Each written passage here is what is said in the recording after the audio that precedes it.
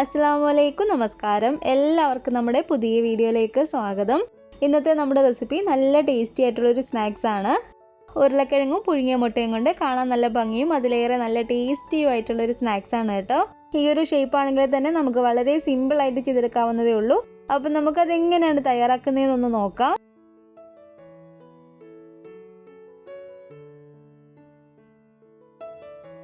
അതിനു വേണ്ടിയിട്ട് ഞാൻ ഈ ഒരു പാനിലേക്ക് ഒരു 2 ടേബിൾ സ്പൂണോളം ഓയിൽ ഒഴിച്ചു കൊടുക്കുകയാണ്. ഞാനിപ്പോൾ ഇവിടെ എടുത്തിരിക്കുന്നത് സൺഫ്ലവർ ഓയിലാണ്. അപ്പോൾ നിങ്ങൾ ഏത് ഓയിലാണ് കുക്കിങ്ങിന് എടുക്കുന്നത് ആ ഓയിൽ നമുക്ക് എടുക്കാവുന്നതാണ്.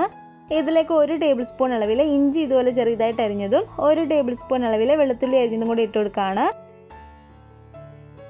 എരിവിന് ആവശ്യമായിട്ടുള്ള പച്ചമുളകും കൂടി ഇതിലേക്ക് ചേർത്ത് കൊടുക്കുകയാണ്. ഇതൊരു പച്ചമുളക് അരിഞ്ഞെടുത്തതാണ്. അപ്പോൾ ഇതെല്ലാം കൂടി ചേർത്ത് നമുക്ക് നന്നായിട്ട് തന്നെ ഇളക്കി കൊടുക്കാം. അപ്പോൾ ഇതുപോലെ ഇളക്കിയ ഇഞ്ചിയും വെളുത്തുള്ളിയൊക്കെ ചെറുതായിട്ടൊന്ന് മൂത്ത് വന്നതിന് ശേഷം ഇനി ഇതിലേക്ക് ചേർത്ത് കൊടുക്കേണ്ടത് ഒരു മീഡിയം വലിപ്പമുള്ള സവാള ഇതുപോലെ ചെറുതായിട്ട് അരിഞ്ഞെടുത്തതാണ്. ഇതിലേക്ക് ഞാൻ കുറച്ച് ഉപ്പും കൂടി ചേർത്ത് കൊടുക്കുകയാണ്. ശേഷം നമുക്കിത് നന്നായിട്ട് ഇളക്കി കൊടുക്കാം. സവാളയാണെങ്കിൽ നമുക്ക് നന്നായിട്ടൊന്ന് വഴണ്ടി കിട്ടണം.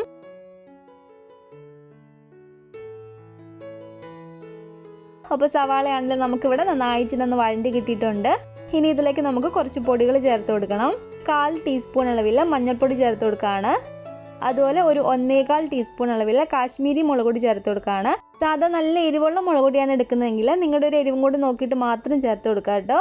1 ടീസ്പൂൺ അളവിൽ ചിക്കൻ മസാല ചേർത്ത് കൊടുക്കുകയാണ്. ഇതിന് പകരം നമുക്ക് ഗരം മസാലയോ മീറ്റ് മസാലയോ ചേർത്ത് കൊടുക്കാവുന്നതാണ്.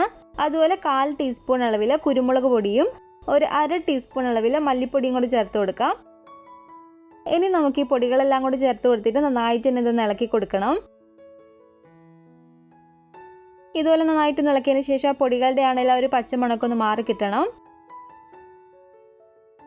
ഇതിലേക്ക് 1 ടേബിൾ സ്പൂൺ അളവിൽ മല്ലിയിലയും കൂടി ചേർത്ത് കൊടുക്കുകയാണ്. മല്ലിയിലയ്ക്ക് പകരം കറിവേപ്പില വേണമെങ്കിലും ചേർത്ത് കൊടുക്കാം.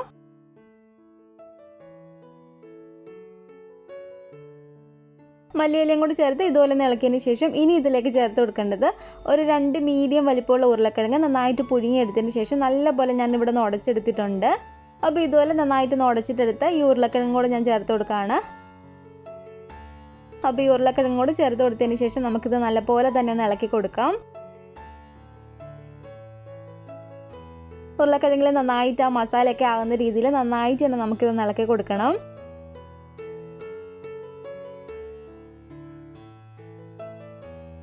ഇതിൽ കുറച്ചൊരു ഉപ്പിൻ്റെ ഒരു കുറവുണ്ട് കേട്ടോ. ഉപ്പും കൂടെ ഞാൻ ഇതിലേക്ക് ചേർത്ത് കൊടുക്കുകയാണ്.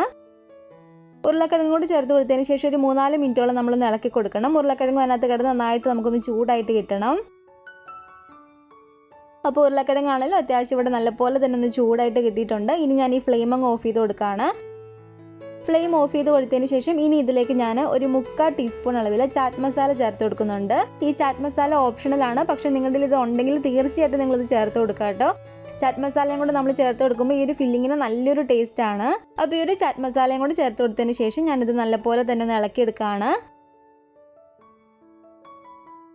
അപ്പോൾ നമ്മുടെ ഫില്ലിംഗ് ഇവിടെ റെഡി ആയിട്ടുണ്ട്. ഇത് നമുക്കിനി വേറൊരു പാത്രത്തിലേക്ക് മാറ്റി കൊടുക്കാം. ഇനി ഇതിലേക്ക് ഞാൻ 250 ml ഈ ഒരു കപ്പിൽ കറക്റ്റ് 2 കപ്പ് മൈദ ഈ ഒരു പാത്രത്തിലേക്ക് ഇട്ട് കൊടുക്കുകയാണ്. അളവ് കപ്പ് ഇല്ലെങ്കിൽ സാധാ വലിപ്പമുള്ള ഒരു ഗ്ലാസ്സിൽ 2 ഗ്ലാസ് മൈദ എടുത്താൽ മതി. 2 കപ്പ് മൈദ ഇട്ട് കൊടുത്തതിന് ശേഷം ഞാൻ ഇതിലേക്ക് 1 ടേബിൾ സ്പൂൺ അളവിൽ റവയും കൂടി ചേർത്ത് കൊടുക്കുകയാണ്. വറുത്തിട്ടുള്ള റവയാണ് കേട്ടോ ഈ ചേർത്ത് കൊടുത്തിരിക്കുന്നത്. ഈ പൊടിയിലേക്ക് ആവശ്യമായിട്ടുള്ള ഉപ്പും കൂടി നമുക്ക് ചേർത്ത് കൊടുക്കാം. അതിനുശേഷം നമുക്കിതിലേക്ക് ഒരു 2 ടേബിൾ സ്പൂൺ അളവിൽ ഓയിലും കൂടി ചേർത്ത് കൊടുക്കാം. ഞാനിപ്പോൾ ഇവിടെ സൺഫ്ലവർ ഓയിലാണ് ഒഴിച്ചിരിക്കുന്നത്. ഇനി ഇത് നമ്മൾ കുറച്ച് വെള്ളം ഒഴിച്ച് കൊടുത്തിട്ട് നല്ലപോലെ നമ്മൾ ചപ്പാത്തിക്കൊക്കെ കുഴയ്ക്കുന്ന പോലെ നല്ല മയത്തിൽ നമ്മളിതൊന്ന് കുഴച്ചിട്ടെടുക്കണം. അപ്പോൾ ഈ ഒരു മാവ് നമുക്ക് കുഴച്ചിട്ടെടുക്കാൻ വേണ്ടിയിട്ട് നമ്മൾ മൈദ അളന്നെടുത്ത ഒരു കപ്പിൽ ഏകദേശം ഒരു 1/4 കപ്പ് വെള്ളം നമുക്ക് ആവശ്യമായിട്ട് വരത്തുള്ളൂ. 1/4 കപ്പ് മുഴുവനായിട്ട് അങ്ങ് ഒഴിച്ചു കൊടുക്കാതെ കുറച്ച് ഒഴിച്ചു കൊടുത്തിട്ട് നന്നായിട്ടൊന്ന് കുഴച്ചിട്ടെടുക്കാം കേട്ടോ.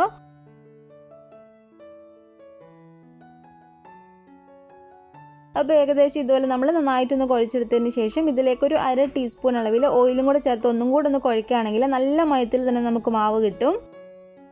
അപ്പോൾ മാവ് ഇവിടെ നല്ല മയത്തിൽ തന്നെ ഞാനൊന്ന് കുഴച്ചെടുത്തിട്ടുണ്ട്. കണ്ടില്ലേ, ഇതുപോലെ നല്ല സോഫ്റ്റ് ആയിട്ട് വേണം നമ്മൾ മാവ് കുഴച്ചിട്ടെടുക്കാൻ വേണ്ടിയിട്ട്. അപ്പോൾ ഈ ഒരു മാവ് നമുക്കൊരു 5 മിനിറ്റ് നേരത്തേക്കൊന്ന് മാറ്റി വെക്കാം. കൂടാതെ ഞാൻ ഇതിലേക്ക് ഒരു 3 മുട്ടയെ പുഴുങ്ങിയെടുത്തിട്ടുണ്ട്. ഈ മുട്ട നമുക്ക് ചെറുതായിട്ടൊന്ന് കട്ട് ചെയ്തിട്ട് എടുക്കണം. ഇതുപോലെ രണ്ടായിട്ടൊന്ന് കട്ട് ചെയ്തെടുത്തതിന് ശേഷം വീണ്ടും നമുക്ക് ചെറിയ കഷ്ണങ്ങളാക്കി മുട്ടയൊന്ന് കട്ട് ചെയ്തിട്ട് എടുക്കാം. അപ്പോൾ ഇതുപോലെ തന്നെ ബാക്കി രണ്ടെണ്ണം കൂടെ നമുക്കൊന്ന് കട്ട് ചെയ്തിട്ട് എടുക്കാം. കട്ട് ചെയ്തെടുത്ത ഈ മുട്ടയിലേക്ക് കുറച്ച് കുരുമുളക് പൊടി എടുത്തിട്ട് ഇതുപോലെ ഒന്ന് വിതറി കൊടുക്കുകയാണ്. അതുപോലെ കുറച്ച് ഉപ്പും കൂടെ നമുക്ക് ഇതിൻ്റെ മുകളിലേക്ക് ഒന്ന് വിതറി കൊടുക്കാം.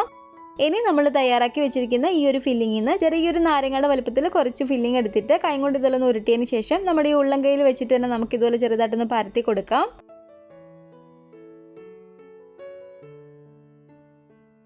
ഇതുപോലെ ഈ മുട്ട വെച്ച് കൊടുത്തതിന് ശേഷം ആ മുട്ട ഫുള്ളായിട്ടൊന്ന് കവറാവുന്ന രീതിയിൽ നമുക്ക് ഇതുപോലെ ഒന്ന് ഉരുട്ടിയെടുക്കാം.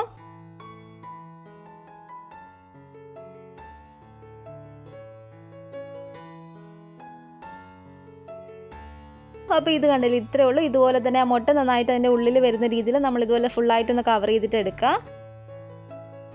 അപ്പോൾ ഇത് കണ്ടില്ല, എല്ലാത്തിനകത്തും തന്നെ ആ മുട്ട വെച്ചിട്ട് ഞാൻ ഈ ഒരു ഷേപ്പാക്കി ഇവിടെ എടുത്തിട്ടുണ്ട്. ഇനി നമ്മൾ കുഴച്ച് വെച്ചിരിക്കുന്ന ഈ ഒരു മാവിൽ നിന്ന് കുറച്ച് മാവ് എടുത്തിട്ട് കൈ കൊണ്ട് ഇതുപോലെ ഒന്ന് ഉരുട്ടി കൊടുക്കുക. കുറച്ച് മാത്രം മാവ് എടുത്താൽ മതി കേട്ടോ. നമ്മളിത് ചെറിയ സ്നാക്സ് ആയിട്ടാണ് ചെയ്തിട്ട് എടുക്കുന്നത്. അതിനുശേഷം ഒരു കൗണ്ടർ ടോപ്പിലോ അല്ലെങ്കിൽ ഒരു ചപ്പാത്തി പലകയിലോ കുറച്ച് മാവ് ഇതുപോലെ ഇട്ട് കൊടുത്തതിന് ശേഷം നമുക്കിതൊന്ന് പരത്തിയിട്ടെടുക്കാം.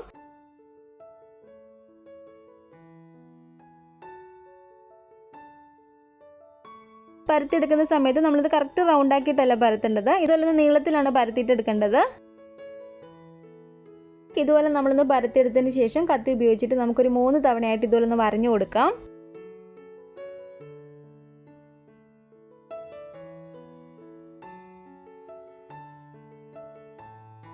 ഇതുപോലെ ഒന്ന് വരഞ്ഞു കൊടുത്തതിന് ശേഷം നമ്മൾ തയ്യാറാക്കി വെച്ചിരിക്കുന്ന ഒരു ഫില്ലിങ് ഇതിൻ്റെ സെൻറ്ററിലായിട്ട് തന്നെ ഒന്ന് വെച്ച് കൊടുക്കുക. അതിനുശേഷം ഇതിൻ്റെ ഈ 2 സൈഡും കൂടെ ഇതുപോലെ ഒന്ന് മടക്കി കൊണ്ടുവരണം.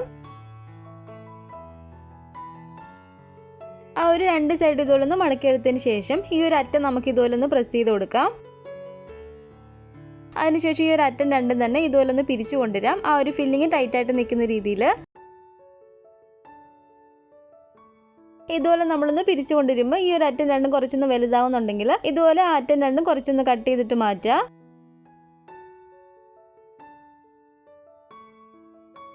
അതിനുശേഷം ഇതുപോലെ ഒരു ഫോർക്ക് വെച്ചിട്ട് ഈ ഒരു 2 അറ്റത്ത് നമുക്കൊന്ന് പ്രസ് ചെയ്ത് കൊടുക്കാം. ഇതുപോലെ തന്നെ നമ്മളൊന്ന് പ്രസ് ചെയ്ത് കൊടുക്കുമ്പോൾ അറ്റം വിട്ടു പോരാതെ തന്നെ ഇരുന്നോളും. വളരെ സിമ്പിളാണ് കേട്ടോ. നമ്മളിത് ഒരു തവണ ഒന്ന് ചെയ്ത് നോക്കിയാൽ എളുപ്പത്തിൽ തന്നെ നമുക്ക് ബാക്കിയൊക്കെ ചെയ്തിട്ടെടുക്കാൻ പറ്റും. അപ്പോൾ മാവൊക്കെ പരത്തി ഈ ഒരു ഷേപ്പിൽ ഞാൻ അതിനകത്ത് ആ ഫില്ലിംഗ് ഒക്കെ വെച്ച് കൊടുത്തിട്ടുണ്ട്. ഇനി നമുക്കിത് എണ്ണയിലേക്ക് ഇട്ട് കൊടുത്തിട്ടൊന്ന് ഫ്രൈ ചെയ്തിട്ട് എടുത്താൽ മാത്രം മതി. എണ്ണ അത്യാവശ്യം നല്ല ചൂടായിട്ട് കിടക്കുകയാണ്. നമ്മൾ മീഡിയം ഫ്ലെയിമിൽ നിന്ന് തീർന്ന് കുറച്ച് വെച്ച് കൊടുക്കാം കേട്ടോ.